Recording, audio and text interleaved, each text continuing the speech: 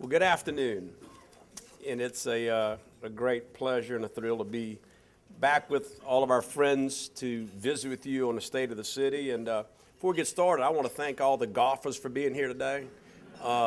Last year, the weather was real pretty, and I kind of stood up here and watched as several of my buds teed off and, looked over here and waved. And, so, man, the rain does have advantages besides the fact that we absolutely need it. But it's good to see a bunch of you guys here today. Let me first of all start by saying that the state of your city continues to be strong, and we're moving forward.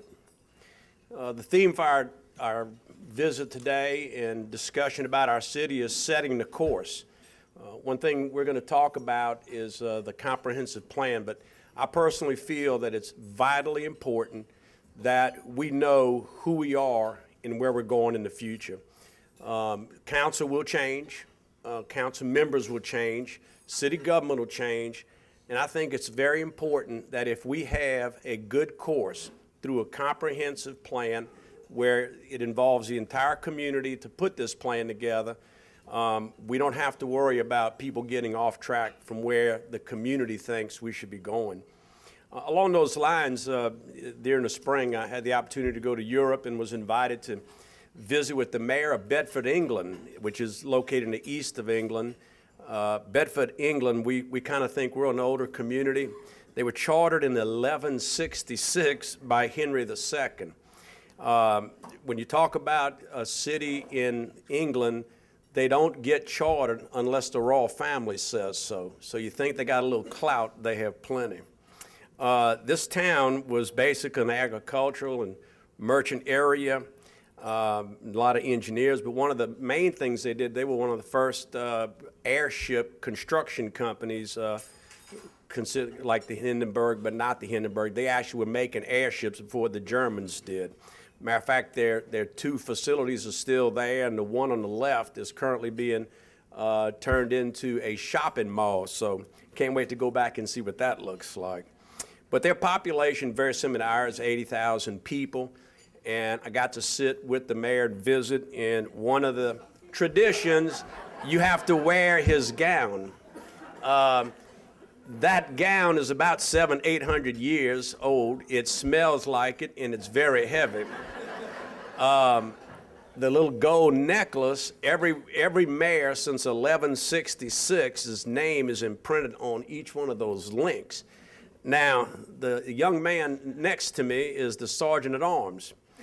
His job is to protect the mayor. That is actually the club. You mess with the mayor, you get clubbed. He's also the sergeant at arms. And, I always wonder where the town crier deal comes from.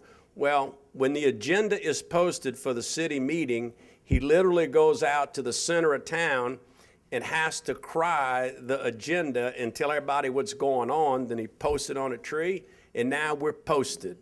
So, we have all these open meeting laws and whatnot. That's how it works over there. Had a great time. They were very, very interested in some of the technology the city of Longview uses. As a matter of fact, he had gone online and was looking at things, especially like our CitySend, where we report problems. So he found that, contacted me, and we had a really good time. Like their tea and their cakes and stuff that you do with them. Real good time. We're going to start off talking about community items, and first on most of our minds is the job market in our local economy. Recently, Longview was ranked 14th by Forbes in the cost of doing business. Every year we come and report to you about the recognition that our community receives. That's very important to us. We also were ranked 49th in the best small places for business. Keep in mind, this is a national survey, okay?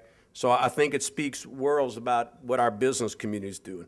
We're also ranked 10th for job growth.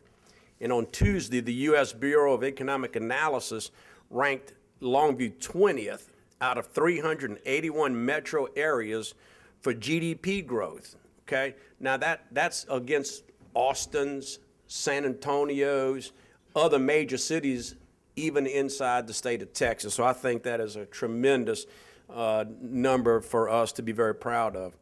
Our unemployment continues to run below state and national average. Our local unemployment is 6%, still too high, but I think we are still continuing to create jobs here. Texas continues to go about at 6.5%. In our nation, God bless them, 7.4%.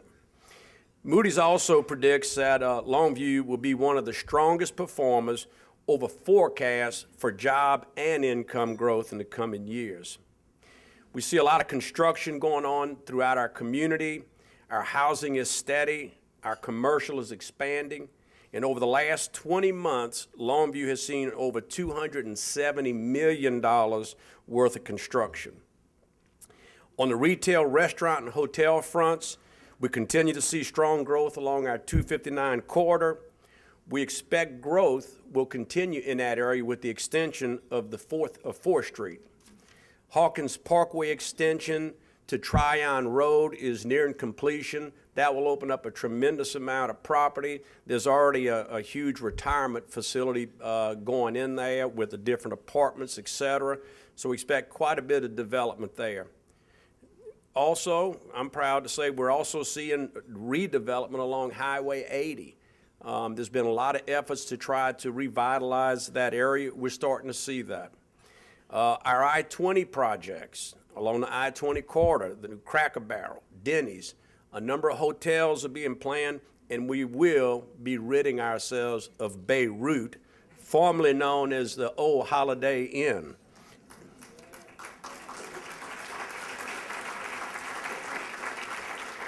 And I want to thank LEDCO for their leadership in making sure that that happens. Thank y'all very much.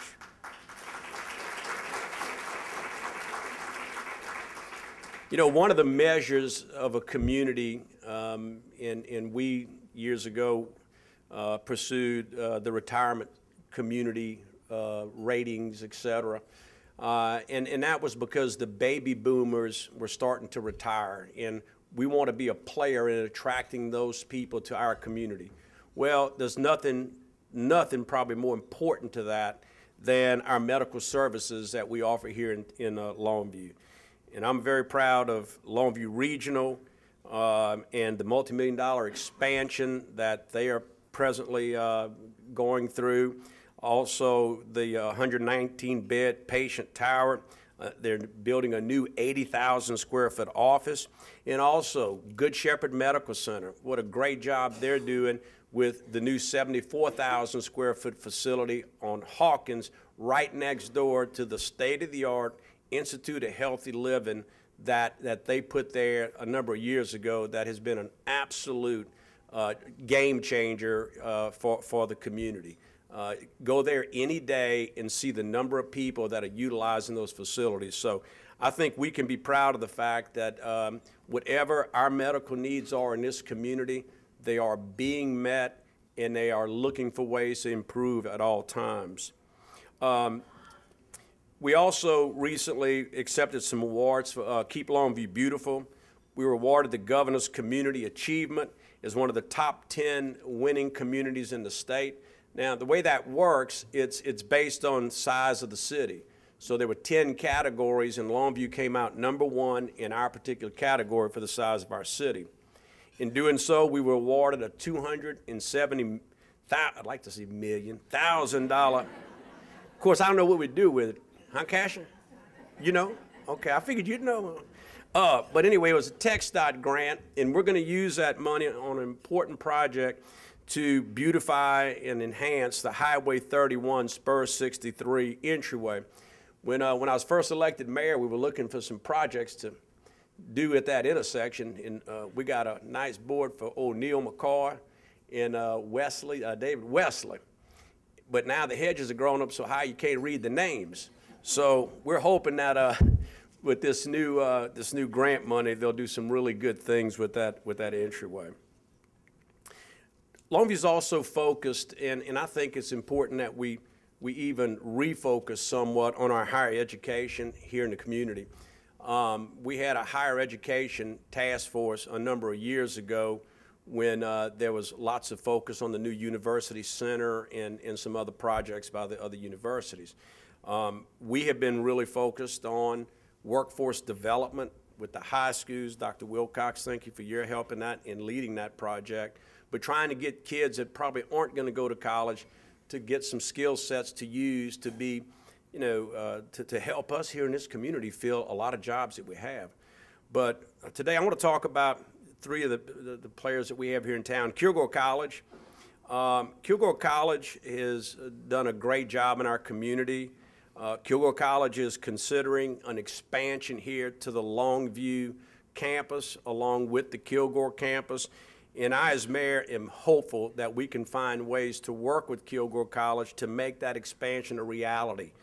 Today, they have a number of courses, especially workforce education programs and also healthcare programs. But I am very hopeful that with working with Kilgore College, that they're able to expand the course offerings here in Longview. I know Dr. Holt is here, and I've spoken to him about that. But, Longview represents a large portion of the kids that attend Kilgore College. And I'm hoping that by expanding the size of this facility, that we'll see that number even get larger. LeTourneau continues to offer our community a world-class education.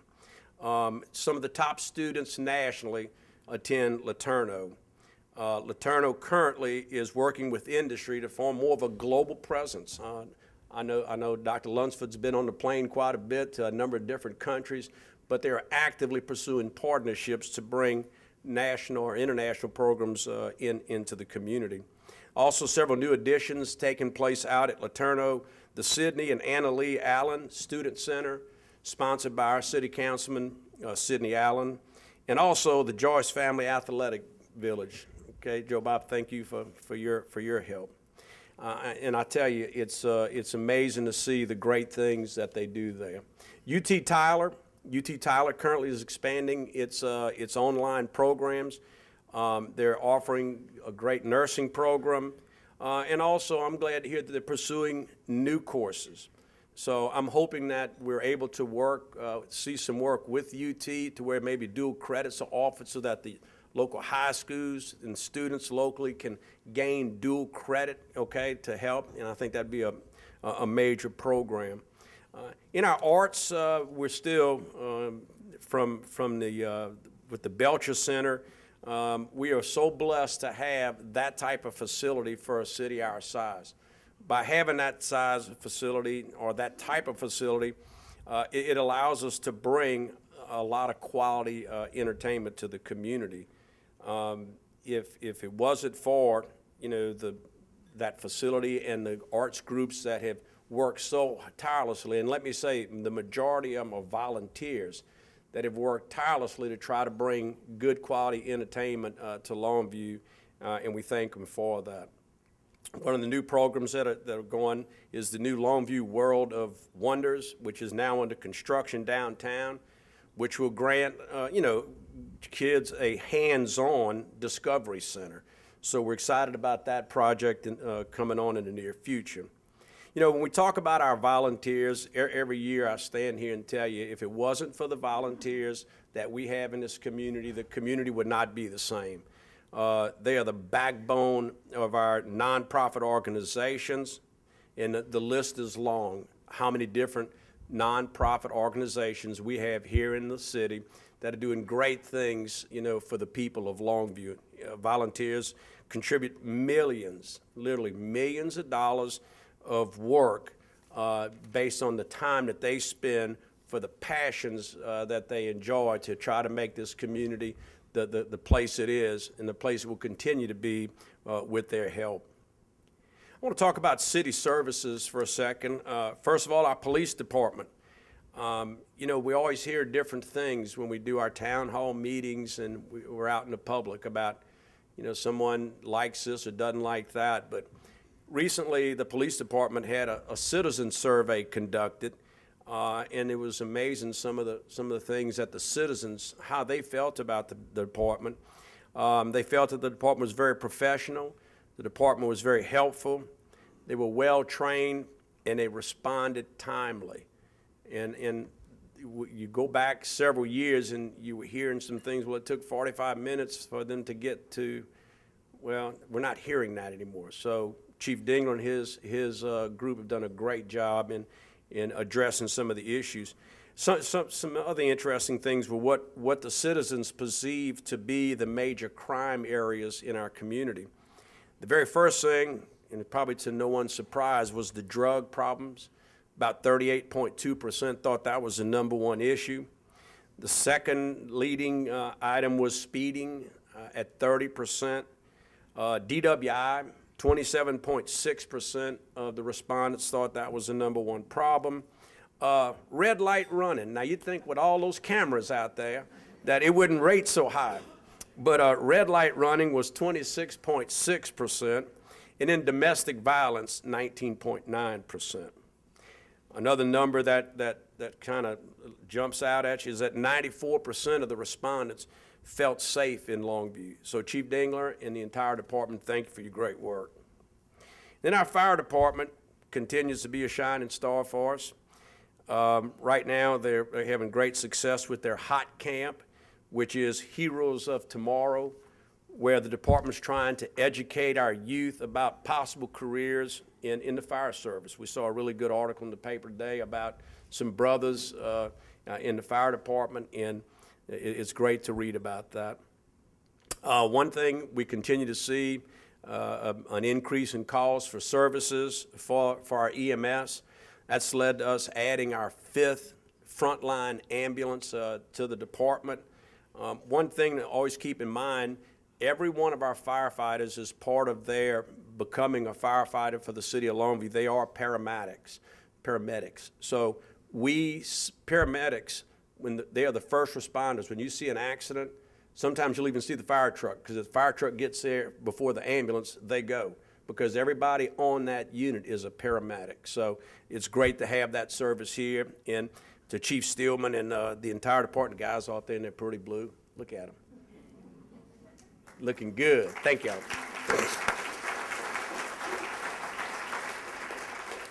Let me give you just a quick update on our street bond. Back in 2011, as you'll know, we passed a voter-approved street bond, some $52.6 million.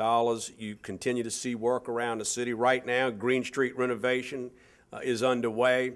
I'd like to go by the Green Street underpass today with the rain and kind of see how that's looking. One of the things about that underpass, there were gremlins down there that nobody knew about, so it kind of went longer than what we expected. Probably cost more money, huh, Keith? A little bit? We'll see that before long.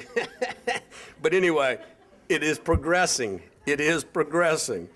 Right now, all of the different Hawkins Parkway intersections that are being reconstructed, that work is proceeding at this time. The Hollybrook expansion to 4-lane is underway. And also, one of my favorites, the George Ritchie and FM 1845 is now under construction. I don't know how many of you know that, but anybody that lives north in the Spring Hill area know about that intersection. There's been some major, terrible accidents up there, and finally we're going to get that straight, and we're going to have a red light up there as well.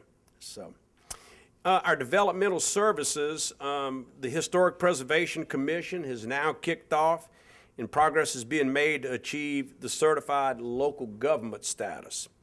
Our Longview Transit, the multimodal facilities is progressing. The train depot reconstruction is nearing completion. And also, Greyhound has now moved into the multimodal transportation area. So years ago when everyone talked, I know Judge Stout was part of that, we talked about this multimodal transportation center for Longview. I don't think anyone envisioned it to be this comprehensive or this complete, but it is a complete facility, and the train station should be open shortly. I can remember the lady from Amtrak was, Miss Joy, chided me on this very stage about we got to fix our bedroom if we're going to invite people over to the house. Or, no, she said you got to fix up the living room if you're going to invite people into your house. So, Miss Joy, you're not here today, but we have fixed up our living room. I'm sure the bedroom's straight too.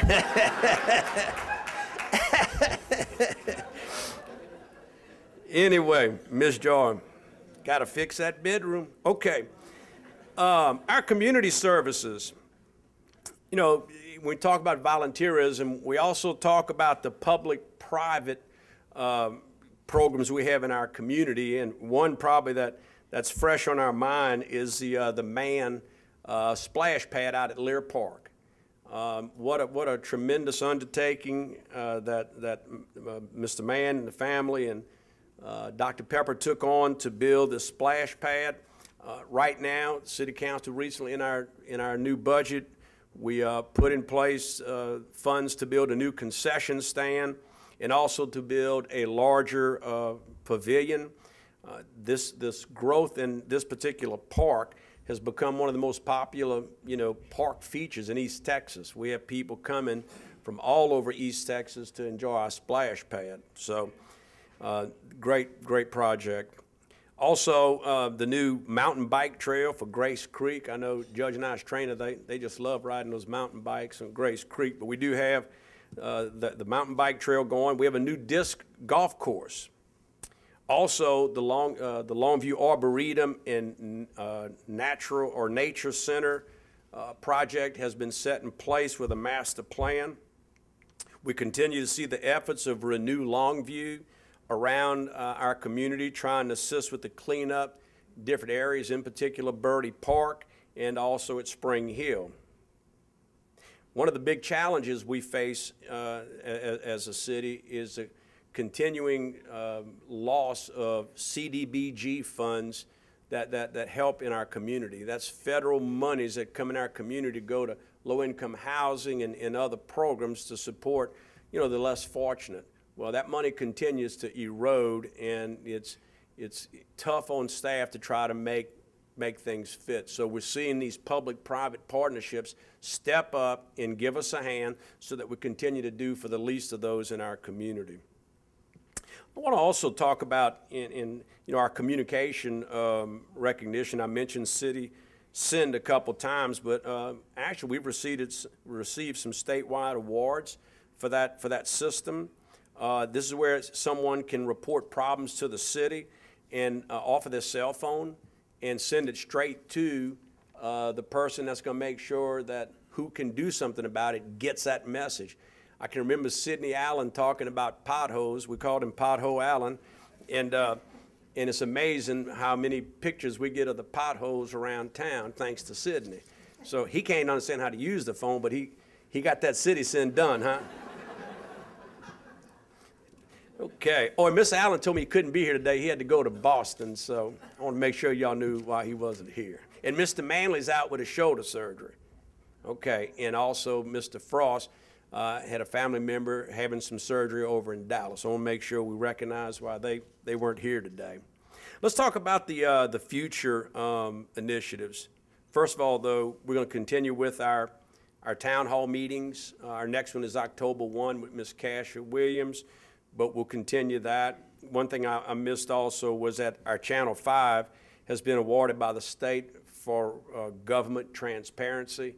So I think it speaks worlds about the efforts that are being put forth there. I want to talk about the future initiatives that we're looking at and working on or have in place. And they're not in any particular order as far as what's more important to me personally, to the council. This is just what they are. But animal shelter currently is under design.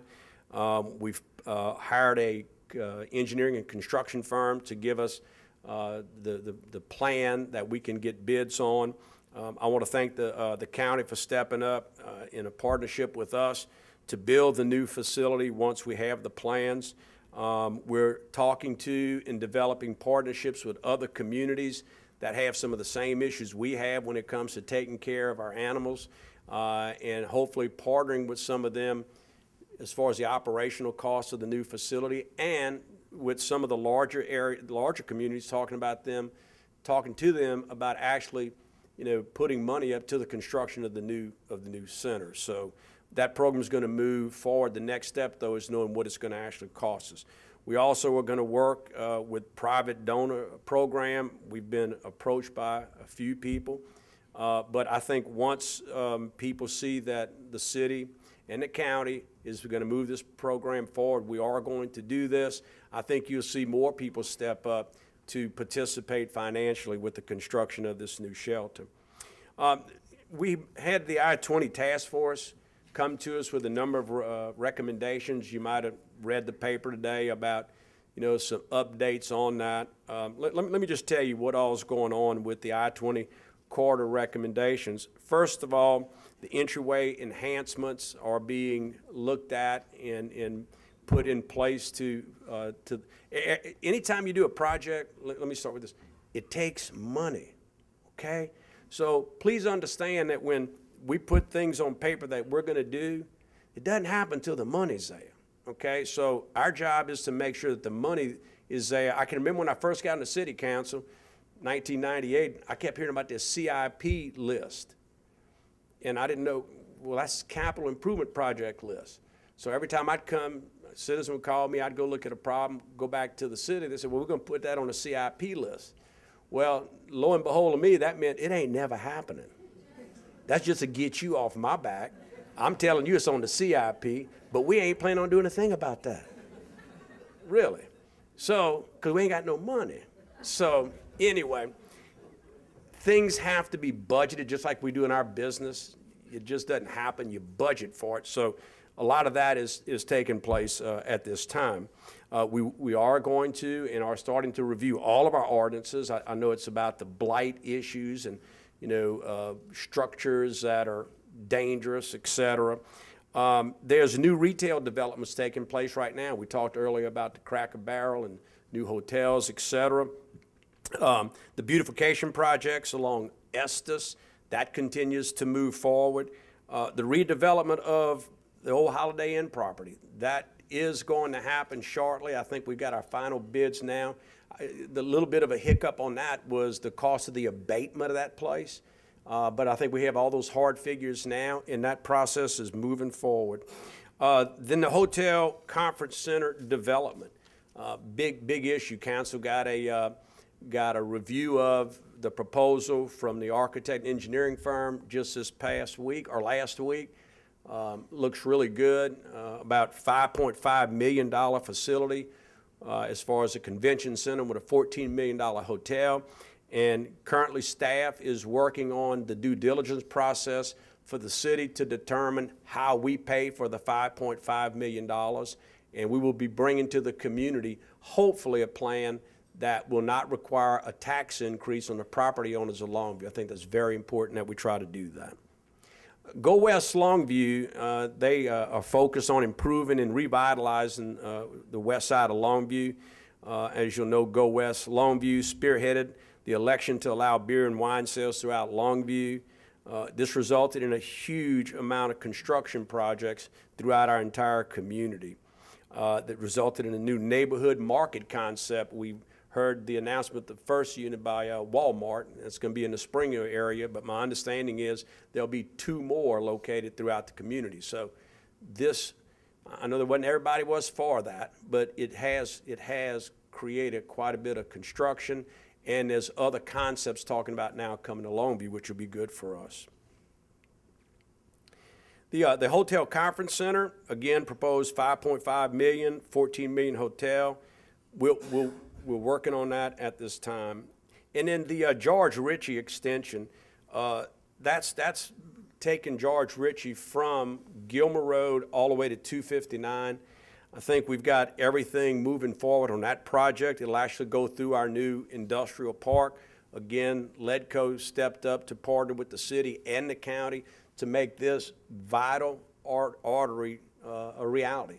This is going to open up thousands, say 1,000 acres or more of property that will be developed long term, and hopefully it's also going to take traffic off of Loop 281 for people that actually cut through at this time. So great project, and it's moving forward.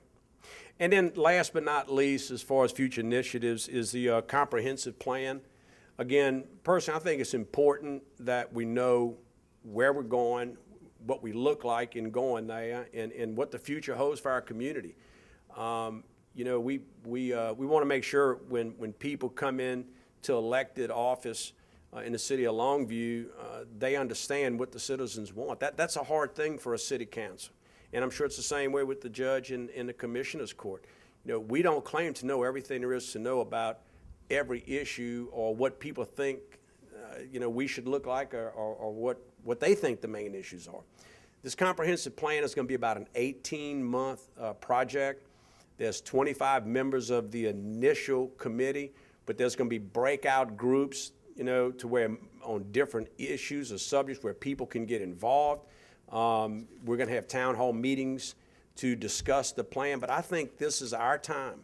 This is our opportunity as a community to put on paper, to document, and then to budget how we become what this plan and all of us agree that we should be. So I ask for your help with that.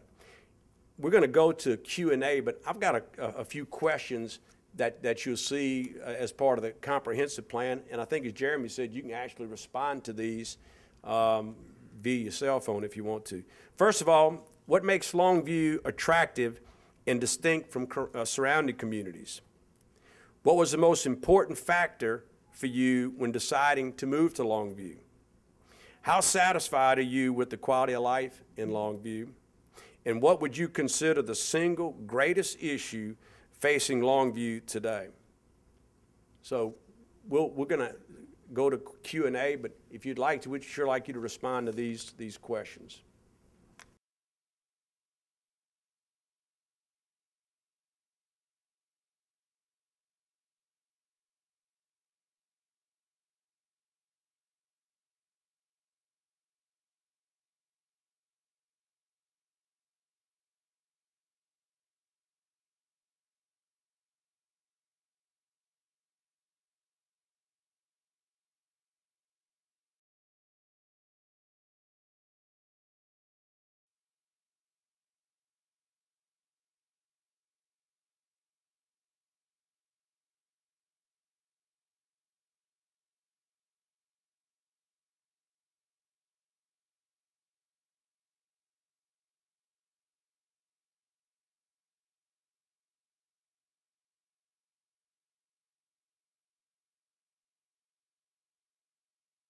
You know, well, first thing I want to make sure everybody knows, I'm not going to be a lame duck.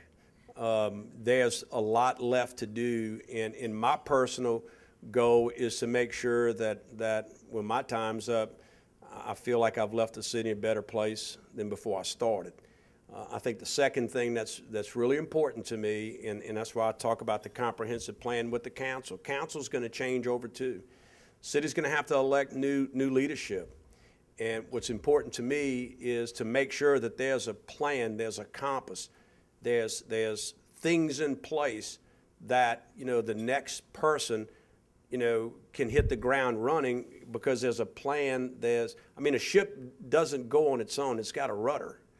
And I think this comprehensive plan is the rudder, you know, for the next mayor to make sure that that person knows exactly where the city wants to go. Did you have some other? I can always ask questions. Well, go ahead. Today's a perfect day. You know, water infrastructure, just infrastructure. You touched a little bit about some of the roads and the work we're doing downtown. Can you comment a little bit about the condition, I guess, of our water infrastructure, and maybe talk about, you know, how we're positioned for the future? Yeah, a good question, Jeremy, because of that $52.6 million in construction projects, a lot of that was reported as street work, but so much of it was water, sewer infrastructure underneath those roads. I mean, like downtown, some of those streets are since day one of Longview existence, and we spent so much money repairing piping and sewer lines and whatnot constantly. So a lot of what's being addressed with this bond is the infrastructure, both water and sewer. On the west side of town, we've been working for several years now through our water fund to upgrade a lot of our water lines because, quite frankly, they were undersized to meet some of our fire codes. So we've been working on that along the way, and we'll continue to do that.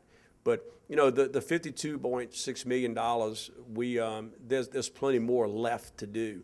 But we wanted to take, you know, a reasonable chunk of the work out there and try to get that done before we start looking at anything else. Well, listen, first of all, I want to thank you for being given the opportunity to serve, as mayor. I've enjoyed my job. I've enjoyed working with, a council, a number of different councils, matter of fact, since 2005. And one thing I can assure you that we started off day one getting down to business in understanding how we were going to conduct ourselves professionally and in order to represent the citizens that elected us. I'm truly humbled by that opportunity, and I will assure you the next year and a half, 18 months, we'll continue to work real hard. And again, I want to make sure through this comprehensive plan that we turn the reins over to somebody that can. What's the old football deal when the quarterback comes in? Son, just don't get me beat. We want someone to come in and execute a really good plan for the community. And I think it's very important we have that. So again, I thank y'all. Got one more of these to go if Ms. Kelly will let me. But again, thank y'all so much. God bless you.